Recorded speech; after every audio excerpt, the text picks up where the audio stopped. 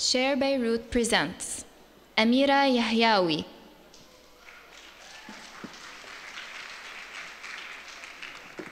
It's only one H, huh? Hello, Beirut and all the others. I was wondering what can I share with you, and actually I just got the idea 2 minutes right now, so I don't have a presentation. All started at, the presentation is me.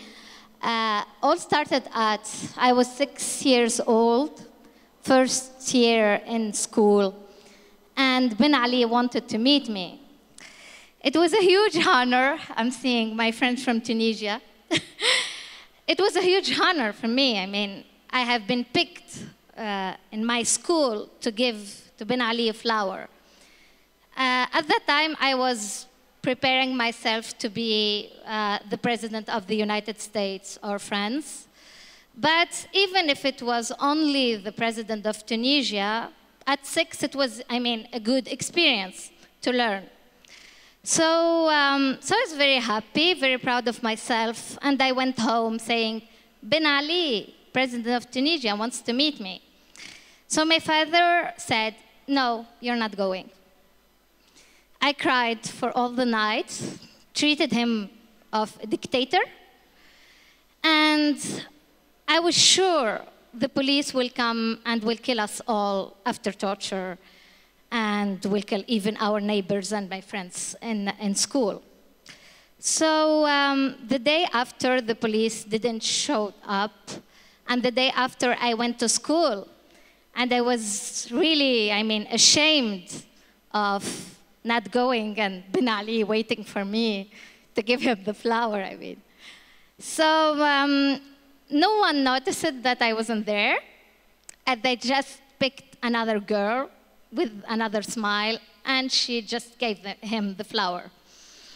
So for me, it was incredible that at 6 years old, you think, even if, at the time I was in a family that had no problem with the police or with the dictatorship, to just see how at 6 years old, I knew that there were torture and that Ben Ali actually was the dictator, not my father.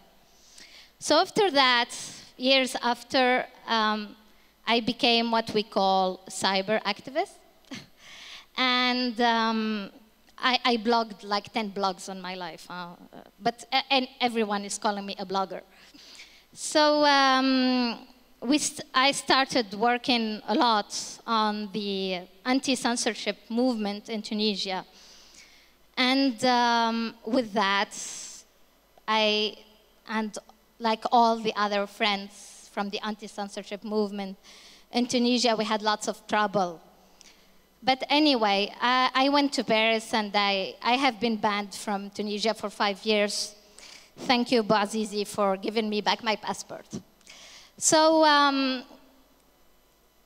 in 2010, so 22 May 2010, we did this first real strike in Tunisia. And the idea was mine. Why? Because in the movement of the anti-censorship in Tunisia, we used to write a lot about the censorship. Or this is what we call the cyber activist. Or the blogger, what we call the blogger at that time, who decided to support the movement of anti-censorship by not writing anything and creating this day of black note. So as I said, I hate writing. That's why I wrote 10 blogs, 10 posts on my life. I hate writing, and the day of the 22nd of May, I was free. I didn't plan anything. So, and they planned to do their white white blog. So we decided to, I said, okay, I go on Facebook, and I created this Facebook page, which is called A Real Strike for an Unreal Freedom, which is the freedom of internet. And a friend working now for Nawat came with me. She was the second one, Lilia. And we said, yes, how can we organize that? I was at that time blocked in Paris, and I want them, you Tunisian, do the strike and be arrested. So we did it, and we created this group. And then someone in the group said, yes, I will come with you and do the strike in Tunisia if you ban her, second person on that. So I banned her. And it was all about doing that strike in Tunisia. So the 22nd, the idea was to do it legally. So in Tunisia, going to the Ministry of Interior and ask to organize a demonstration. And groups have been created in France, in Germany, in the United States, and in Tunisia to do the strike. And 2 people signed for this demand. And thanks to me, they have been arrested, both of them, Slim and Yassine, while I was in Paris doing my strike in front of the French embassy. So what happened at that time is that the figure of that day, that we called Nhar ala Ammar, which means a bad day for Ammar. Ammar was the puppet of the censorship in Tunisia, so we don't say a day against Ben Ali. So the figures of that strike was Slim Amemu and Yassine Ayari, because both of them had the courage to sign and the courage also to be arrested. Anyway, Slim, after that, he won a Secretary of State of Youth, not Yassine, unfortunately. But after that, the idea of all this was somehow also this revolution. Even if someone started something, it doesn't count. I mean, no one can do it by himself. It's actually the idea is, how can people take the risk and be in a group and just remove something? How can people strike against someone and behind a cause, and to put the cause in front, which was the cause of the anti-censorship movement in Tunisia, and now the democratization of Tunisia. So that was very fun. I mean, now sometimes with friends we say, yeah, Ben Ali, actually it was funny with Ben Ali, because you just have to just attack the system. But today, yeah, you have to construct, and that's really, really not funny at all. You have to be professional, to wear heels, to do the things right. And so I was in Paris when Ben Ali left, and I returned back to Tunisia one day after. And I was wondering, I can't go back there just to go back there and say, hey, hello, we are the bloggers, and you know, we brought this democracy with internet, and all that, I mean, bullshit. So we were, I mean, really thinking, what can we do?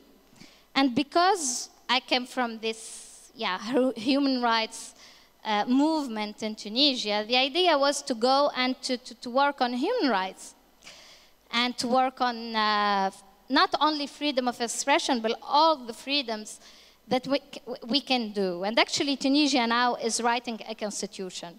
This is the boring part.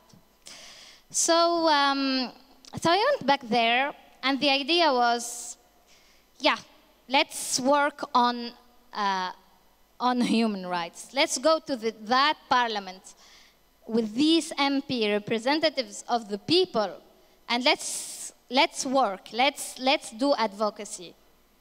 But we couldn't. And I discovered this new thing, which is, what is the name of censorship under in a country that is going into transition, or what we call democracy? Someone knows what is the name of censorship? No. Okay. So it's anti-transparency, which means when you have a dictator, he says, you don't have the right to know that. I block everything. I mean, I just say it like it is. It's censorship. And in this country called Tunisia, now going through a transition, it's called an existence of transparency. So before working on women's rights, how can you work on women's rights when you can't know what is the arguments of each MP? How can you work on even freedom of expression if you don't know what they voted and what they are discussing, and when freedom of expression will be discussed for this new constitution? So we decided to create the monitor of the Constituent Assembly, and now I'm going to use internet. I have to say it to and we created, QWERTY, Matter, Sad. Where is the point in QWERTY? Here. Good. Come on. So,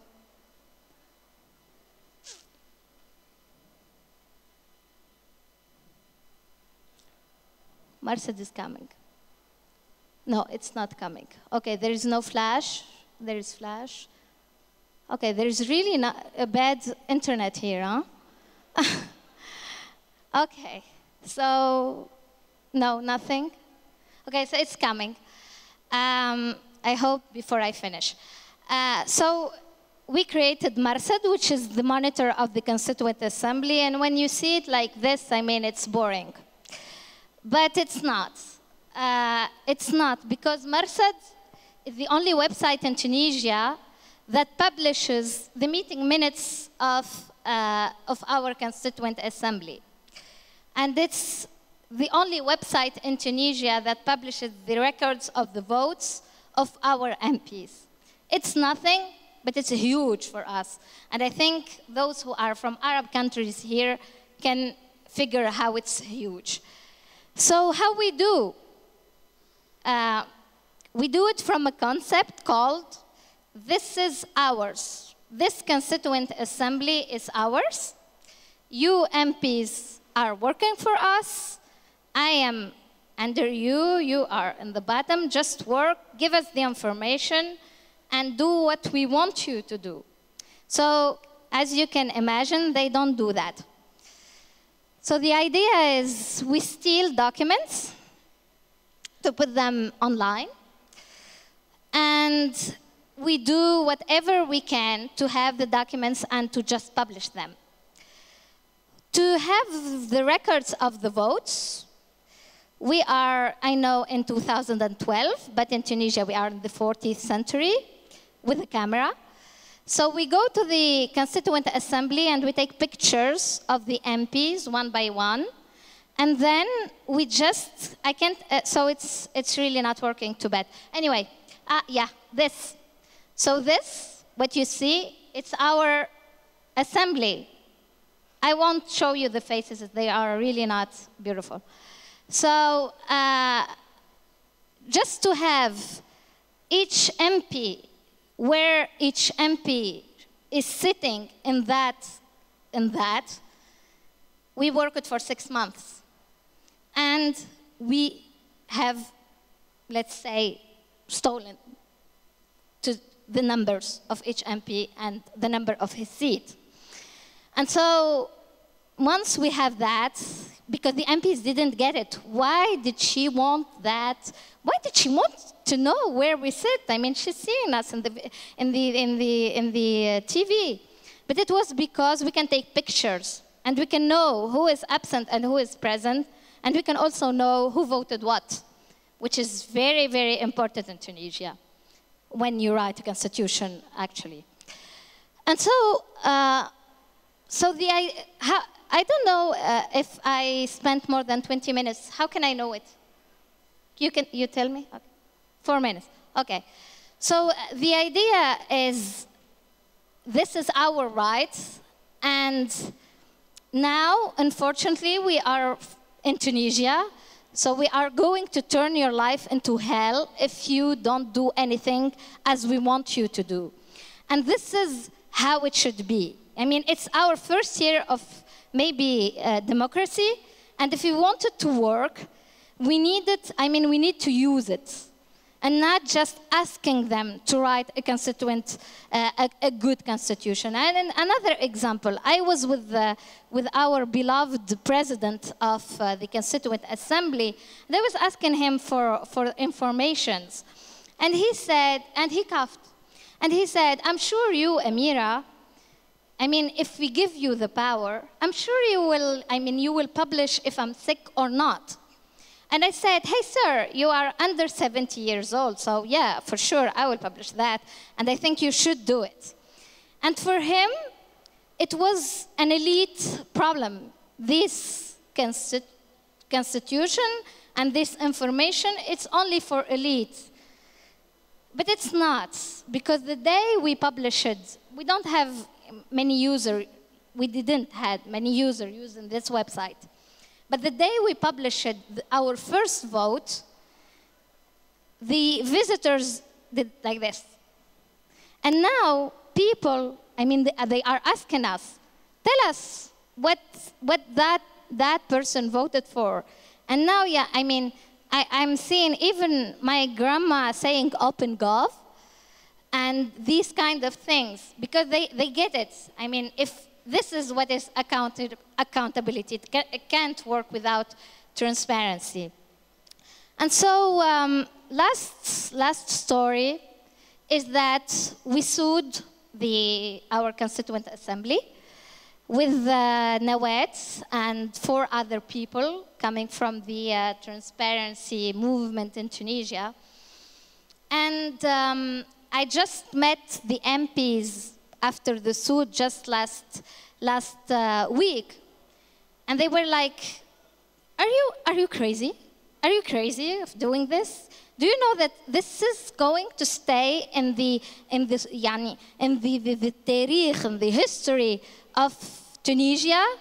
How can you dare doing that?" And I don't understand. I mean, I haven't stolen anything, at least not this time. So. What the hell? I mean, this is our rights. And this is what it's all about. I mean, when we talk about like youth and bloggers and revolution and all this, it's not about just saying, yeah, we did it, it's fun. It's what are you doing today to change things? And how are you doing it? And are you really willing to change things? And what are your boundaries? And what are you ready to do? And that's, I hope, the thing that you will have on mind after this presentation. Thank you.